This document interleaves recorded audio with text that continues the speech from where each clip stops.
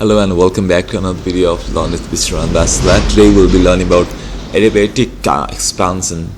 Even before Claude successfully applied reciprocating,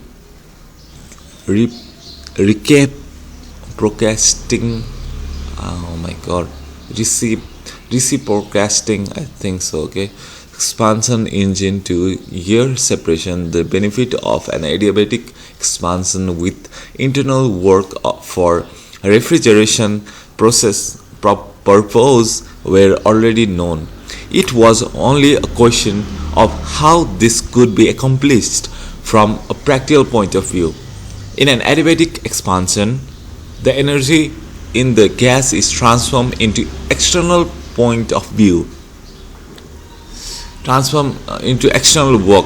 and that loss of energy in the gas results in a substantial drop in temperature. It has been stated previously that the final temperature in an adiabatic expansion of an ideal gas is equivalent, which is also known as in reverse, to the increase in temperature for the adiabatic compression of the same gas. The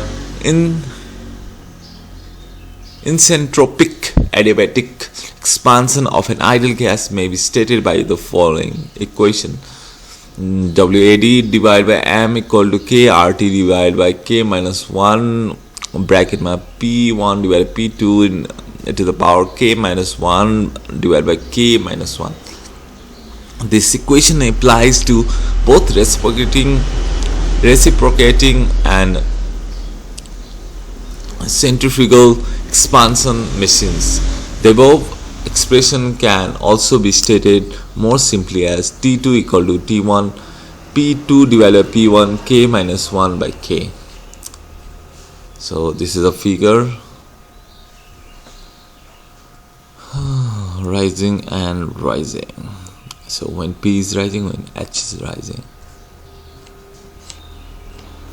In the above equation, K equal to gamma, the ratio of specific heat. In the case of adiabatic expansion of an ideal gas, the principles involved are the same as those for the adiabatic compressions. Expect that the discharge temperature T2 is more lower than the inlet temperature T1. Furthermore, the expression of the work done W is negative since the expansion machine is actually the driver. The cooling effects of adiabatic expansion of an ideal gas is considerable. For example, the expansion of air at 290 Kelvin and at 5 bar down to atmospheric can be calculated from the formula T2 equal to T1 into P2 divided by P1 to the power 0.29. And since T1 equal to 290 Kelvin and P2 divided by P1 equal to 1 by 5, therefore T2 equal to 182 Kelvin or 273 minus 182 Kelvin. The overall, I think 273 minus 180 Kelvin, this should be degrees Celsius, alright. The overall temperature drop is from 290 to 182 or 180 K. From the above calculation, it is obvious that the increase in Cp by Cv ratio, the lower will be the final temperature in the adiabatic expansion. For example, for a monatomic gas with a compression ratio of 1.67, the final temperature will be 152 Kelvin, i.e. a temperature drop from 290 to 152 or 138 Kelvin. So thermodynamics chart and tables. Real gas do not follow any predetermined algebraic equation of state. For this reason, a series of charts and tables have been prepared over the years to represent almost all the thermodynamics properties of real gases in order to facilitate the engineer's calculations over a wide range of temperatures and pressures. This chart involves the relationship of temperature entropy, temperature enthalpy, and enthalpy entropy. This chart also called monolar diagram Molière diagram, which are familiar to most engineers. More recently, however, with the aid of computers, many companies in the cryogenic field have developed their own tablets, not tablets, tables, indicating even small changes in enthalpy over a wide range of cryogenic temperatures as well as pressures. With the aid of such tables, the process engineers can develop a more accurate process design than by dealing with chart and nomograms, which involves a certain amount of guesswork. In dealing with chart and more specifically with tables, it is necessary to keep in mind that there are no absolute value available for the thermophysical properties of real gases. The value of enthalpy or entropy found in the literature have been calculated above a definite reference state. For example, in steam table, the reference state is taken as saturated liquid at 273.15 Kelvin, which is 0 degrees Celsius. This can be interpreted as the enthalpy and entropy for the state are both 0, or the properties recorded in the steam table are really changes in the property between the state in question and the reference state. Interpretation is correct in a flow process where work, effect, and potential and kinetic energy changes can be ignored. The following equation is valid: Q equal to H final state minus H initial state. In a cryogenic design, moreover, the reference point or state may be anything depending on who prepared the chart, table, or software. For example, saturated liquid at normal boiling point, which is NBT, or vapor at 273.15 Kelvin or 101.325 Kelvin Pascal, which is 1 bar.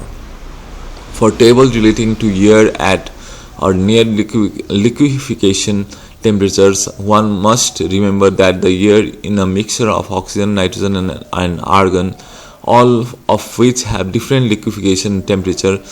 Some tables involve temperatures, enthalpy figures may indicate negative quantities.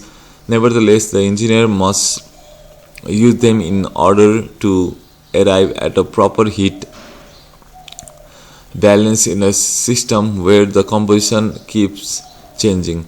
In the calculation of enthalpy and entropy around various points in an air separation system that may involve a composition slightly different than that of air, it will be prudent to calculate the properties of each component separately and to use the total sum as the final property. For example, if a fluid used in expansion machine comes from the lower high pressure column, it may be a composition different from that of air. When working with a chart and table, the engineer should take care of the eccentricity the system used for the values stated in the chart. At the present time, there is a certain amount of confusion in the selection of value from either the new international system SI or the American system involving feet per pound. The gas industry's standard cubic foot is measured at 60 Fahrenheit, where the cryogenic system maintains that the standard cubic foot is measured at 70 Fahrenheit. Even in the metric system, a normal cubic meter is always measured at 273.15 Kelvin and 0 degrees Celsius, where some countries or companies refer to this as a standard cubic meter and use a temperature of 15.5 degrees Celsius for normal cubic meter.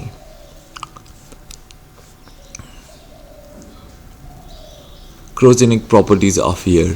The critical temperature of air is 132.6 Kelvin, which is minus 140.55 degrees Celsius at 37.66 bar. So absolute. Above this temperature, air cannot be liquefied by pressure alone. The following general formula may may be used for the liquefaction of air. For the beginning of liquefaction, long P bar equal to 4.640 minus 0.458 thousand per temperature Kelvin plus 0.00733 thousand divided by T K square. For the completion of liquefaction, long P bar equal to 4.764 minus 0.476 thousand by temperature Kelvin plus 0.00733 thousand by temperature Kelvin square. Between the temperature of 81.15 Kelvin and 78.75 Kelvin, minus 192 degrees Celsius and minus 194.04 degrees Celsius, the liquid produced in a variable mixture of oxygen, nitrogen and argon, because each of the elements have different liquefaction point and great care must be taken in reading the chart and tables. Wow, a bullet point my let's tomorrow's this will be more interesting, so it's going in a practical way. Okay, so thank you for watching. See you another video. Bye bye, take care.